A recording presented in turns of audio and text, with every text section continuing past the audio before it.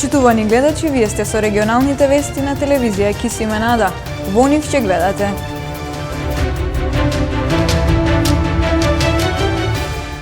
пандемијата ја зголеми побарувачката на антибиотици во аптеките во Гостивар, особено оние кои се користат за лекување на COVID-19.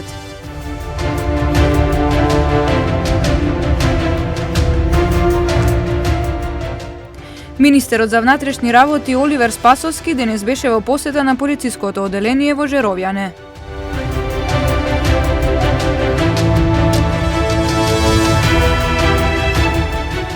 Хуманитарната организација Дава од Гостивар спроведува проект за згрижување на бездомници.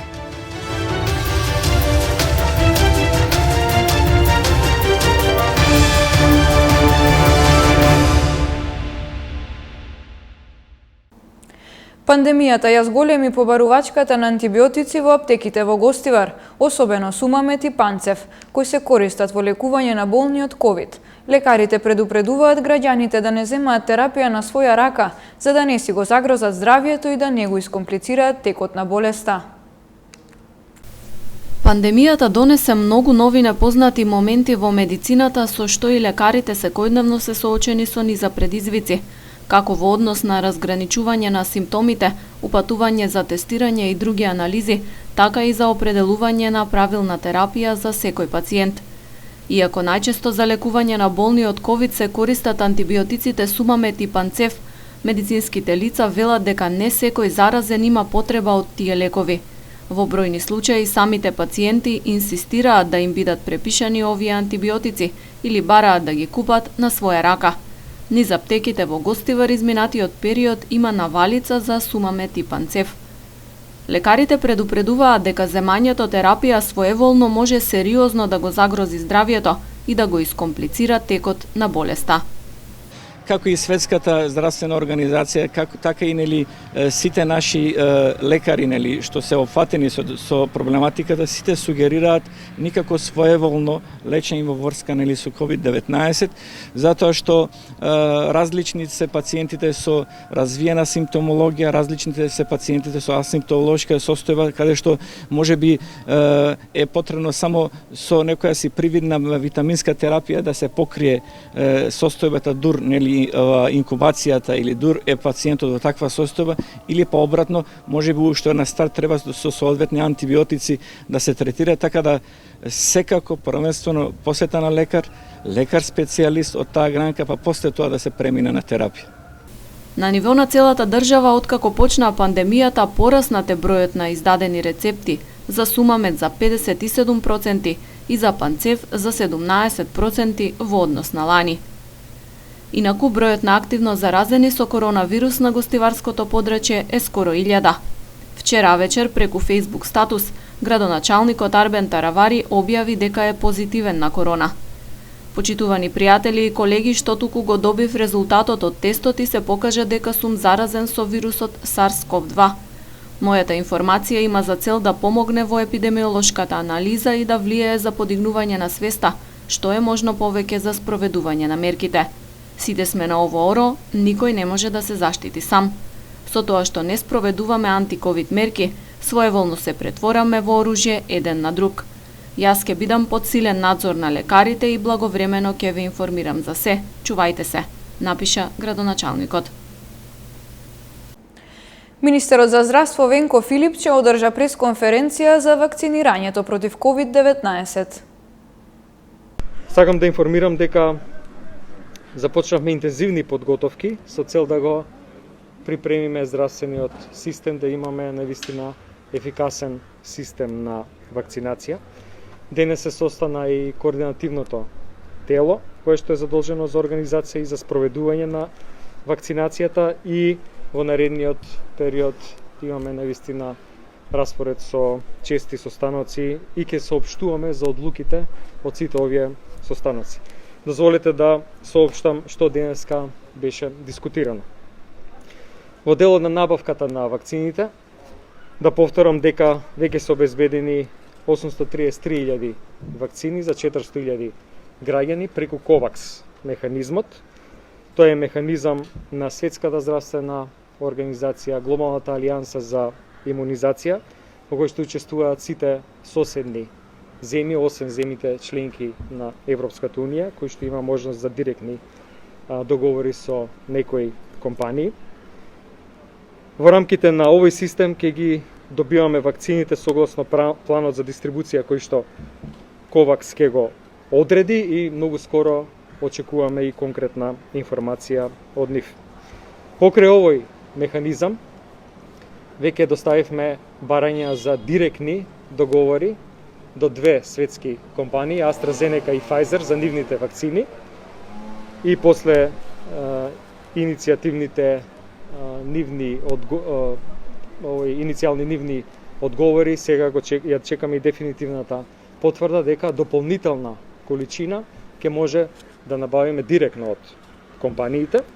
И третиот механизам е практично механизмот кој што го понудија дел од земјите членки на Европска Унија, имено од нивните директни билатерални договори со дел од компаниите, беа договорени 400 милиони дози за граѓаните на земјите членки на Европска Унија, од кои што 100 милиони беа наменети за земјите во Европа кои што не се членки на Унијата. Иницијално понуда добивме од Полска, понатаму преку премиерот Мицотакис до нашиот премиер Заев од Грција, и за тоа веќе аплициравме за 800.000 дополнителни дози, значи од тие 100 милиони дози кои што ќе бидат на располагање. Периодот до Нова година е исполнет со прослава на куќни слави. Вообичаено тие слави биле повод за собири на многу луѓе, согласно традициите и обичаите. Во време на пандемија, кога собирите се забранети, експертите постојано апелираат до граѓаните да не се групираат и да си го чуваат сопственото и здравјето на другите. Тоа што ни се пред нас славите кај православните верници, дека тоа ќе донесе нови повисоки епидемиолошки ризици, и јас апелирам, ќе искористам прилика да тие славија, тие чествувања во тек на тие слави да бидат, вака да кажам, со едно високо ниво на свест чествувани. Храмовите се отворени навистина, но ете и црковните великодостојници повикаа дека и во црква треба да се влезе со маска, па има и реакции меѓу одредени граѓани и така натаму. Како и да е, мислам дека ако со малку повеќе внимание од страна на граѓаните се води сметка за мерките, но јас би рекол и од страна на надлежните институции во врска со контролата на почитувањето на мерките, дека нема да поминеме премногу скапо. Зрак, светлина и хуманост во актуелното црно ковид секојдневие. Хуманитарната организација Дава од Гостивар спроведува проект за згрижување на бездомници. Наместо на студено по улици, бездомниците зимава ќе имаат покрив над главата и живеалиште. Хуманитарните иницијативи се повеќе од добредојдени во пандемиското време кое го живееме. На сите ни треба зрак, светлина и надеж во доброто, во човечноста. Тоа овој пат ни доаѓа од Гостивар од хуманитарната организација Дава, која спроведува проект за згрижување на бездомници или лица кои поради семејни проблеми и насилство не можат да престојуваат дома. Наместо на студено по улици, бездомниците зимава ќе имаат покрив над главата и живеалиште. Biz yolla kalmışlar için bir proje yaptık. Bu projemiz 3 yıldır sürüyor. Изнајмивме 2 стана, посебно за машки и женски лица, со капацитет од вкупно 14 кревети. Бездомниците и секој кој има потреба од ваков вид на помош, како на пример некој што трпи насилство дома, избркано дома, може да ни се обрати и ние ќе го згрижиме. Ги покриваме сите трошоци за облека, храна и основни потреби. Во моментов имаме за солнето 2 лица, а во текот на наредните денови ќе згрижиме уште едно лице. Во иднина планираме да изградиме посебен објект за таа намена, како и поголема кујна за подготовка на храна за загрозени граѓани. Организацијата со својата народна кујна моментално обезбедува оброци за околу 250 сиромашни семејства на подрачјето на Гостивар. Помош може да добие секој на кого му е потребна, без оглед на националната или верска припадност. Bu işe biz ne başladık? Biz 4 yıldır yaparız bu işi. Нашите активности ги почнавме скромно. Најпрво со поддршка од кругот на пријателите и блиските, а сега веќе многу луѓе и бизнисмени сакаат да помагаат и донираат. Нашата мисија е во Гостивар и околината никој да не остане гладен без оглед на нација или вера. Ние сме во постојан контакт со фирмите и за друг вид на помош што може да ја пружат. Така неодамна во една фирма успеавме да вработиме маж и жена од семејство на кое 6 месеци му носевме храна. Овие хуманитарци изминатиот период обезбедија и дрва за огрев за зимава за 60 на сиромашни семејства. Оние кои имаат потреба од помош може да се обратат во организацијата Дава на улицата Светозар Пеповски, близу објектот на Комуналец. Министерот за внатрешни работи Оливер Спасовски денес беше во посета на полициското оделение во Жеровјане, при што изврши увид на реализираните градежни работи во реконструираниот објект.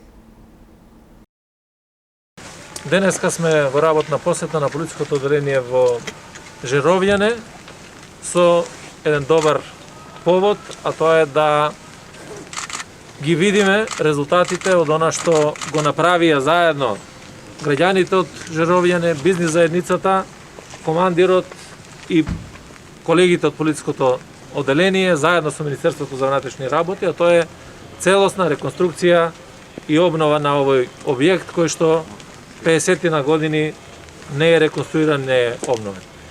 Ова е дел од нашите врвни приоритети како раководство да створиме добри услови за работа на полициските службеници, на тој начин да ги мотивираме за да допринесат повеќе за нашата безбедност.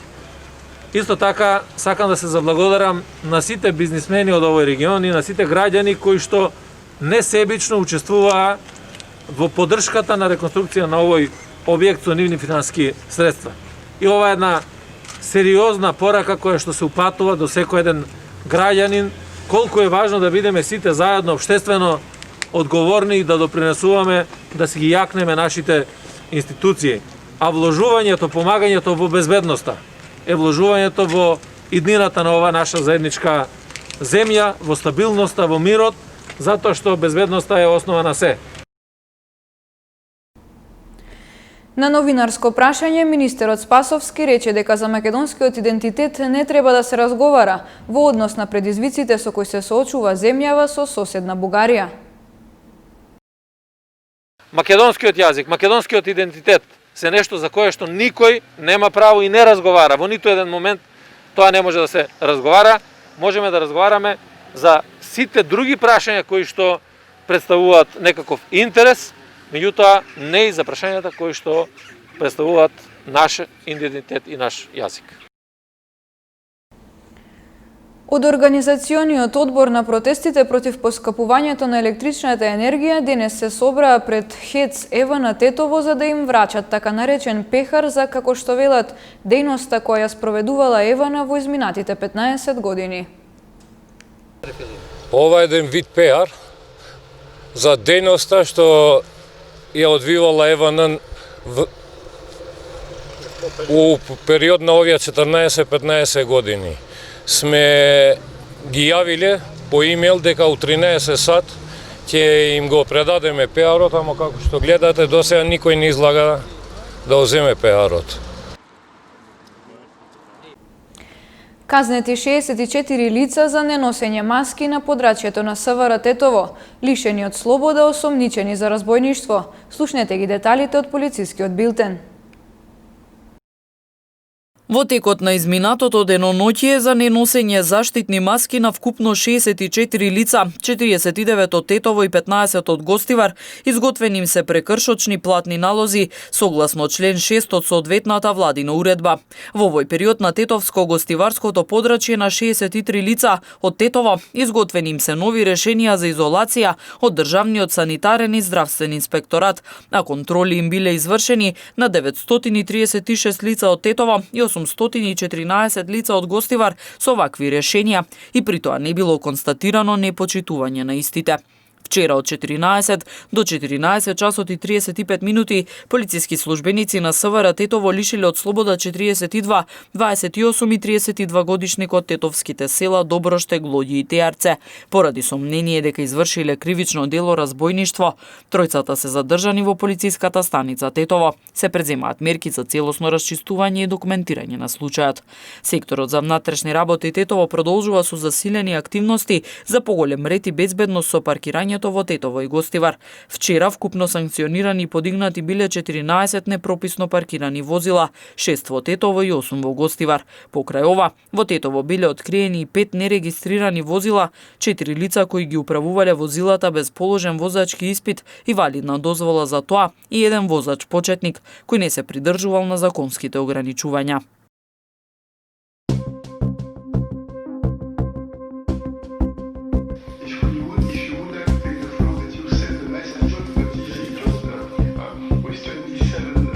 European countries over the last decades didn't know something like that.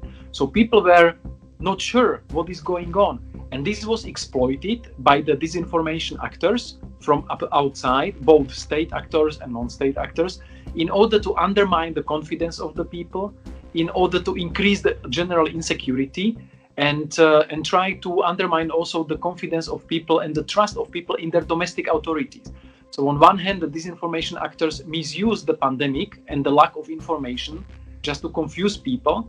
On the other hand, they were flooding the space with different narratives about how the EU is not able to cope with it, whereas countries like Russia, they have it absolutely under control. And anyway, this whole virus is just invention by the West in order to compete economically with China, to weaken China economically and Russia politically.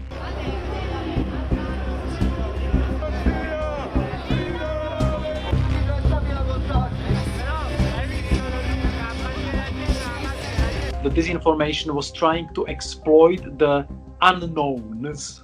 Then they were trying to exploit the first reactions by the EU, where every member state was acting basically on its own, where there was lack of coordination and not so much solidarity shown in the first days. But then the EU basically woke up and started to do a lot together, and actually we managed to overcome the first wave through coordination and helping each other. So then the disinformation adjusted and started to focus on Bill Gates, on the deep state, on G5, and now it's focusing on all these measures, lockdown measures, trying to exploit the dissatisfaction of people with the measures because it lasts simply for too long, that we have all these limitations for movement, for shopping, for social contacts. People are basically tired, so they are misusing it. But the areas of impact are both in the EU, they are in the neighborhood, in the southern neighborhood, in the eastern neighborhood, and also in the Balkan countries. And there, the battlefield was actually very big.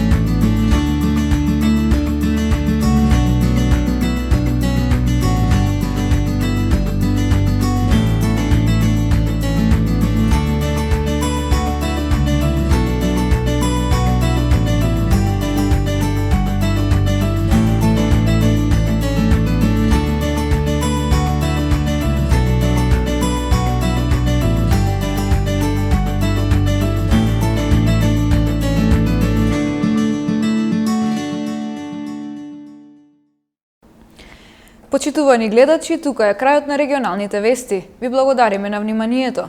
Почитувајте ги мерките и чувајте го сопственото и здравјето на другите. Пријатно!